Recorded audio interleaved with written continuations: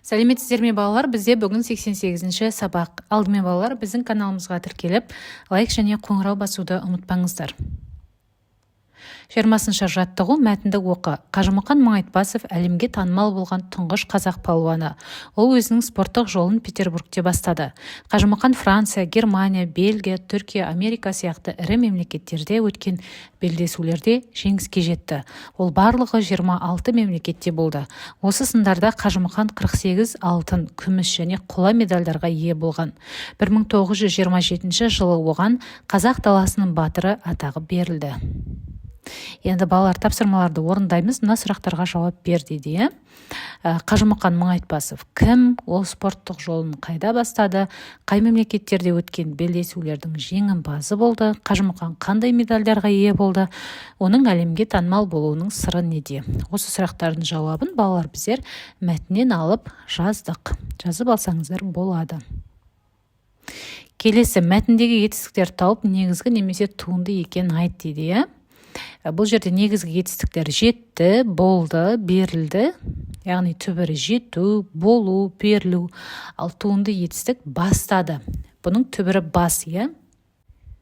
Келесі 21-ші жаттығу берілген зат есімдерден туынды жетістік жасап жаз дейді. Кезектес, жырла, ойла, шегеле, биле, тұзда деп жаздық. Өзің қалаған 2-3 туынды жетістікпен сөйлем құрап жаз дейді. Айдос пен Айбар кітапты кезектесіп оқыды. Ақын халықтың мұңын жырлады. Мен бүгін күні бойы армандарым туралы ойладым.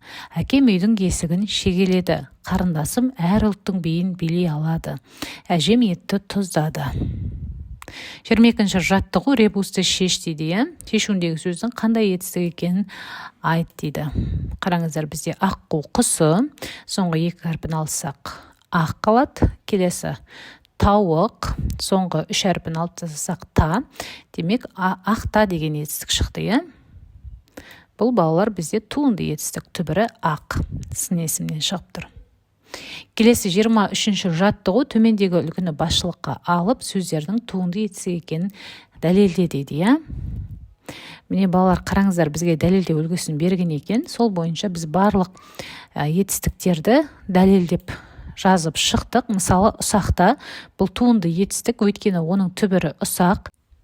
Ұсақ сөзі сын есім, оған та жұрнағы жалғанып, қимылды білдіріп тұр. Сондықтан ол туынды жетістік.